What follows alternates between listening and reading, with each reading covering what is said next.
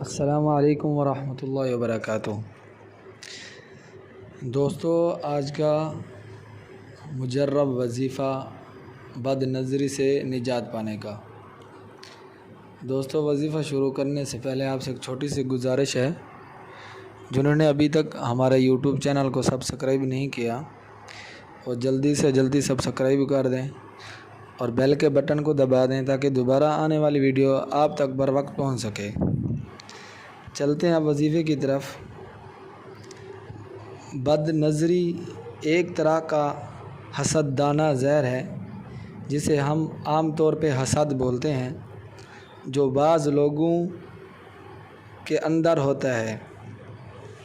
اگر ایسا آدمی کسی کو گہری نظر سے دیکھ لے تو اسے نظر لگ جاتی ہے۔ اس لیے نظر بد کا لگ جانا عین حقیقت ہے۔ نظر بد کا لگنا صرف آدمی تک محدود نہیں، بلکہ بچے، جانور، کھیتی، باغ، مکان، دولت اور مال و اسباب، ہر چیز پر نظر لگ سکتی ہے۔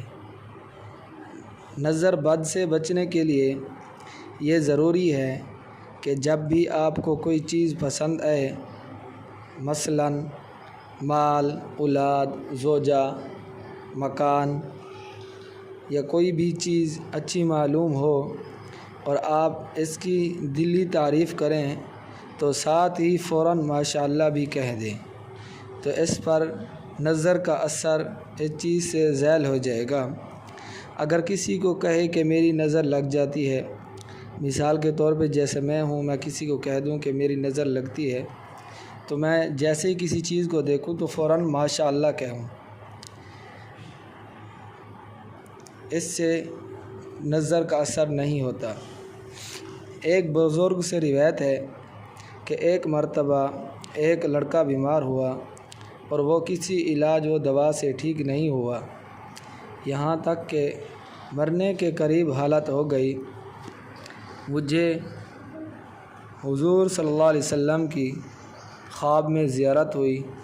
میں نے حضور صلی اللہ علیہ وسلم سے اس بچے کے متعلق عرض کیا تو حضور صلی اللہ علیہ وسلم نے فرمایا کہ اس آیات کو لکھ کر پانی میں گھول کر پلا دیں۔ میں نے اس پر عمل کیا تو وہ بچہ شفا یاب ہو گیا۔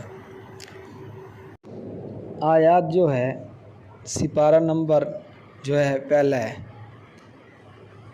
پہلا سپارہ سورۃ بقرہ، آیت نمبر 269 ہے۔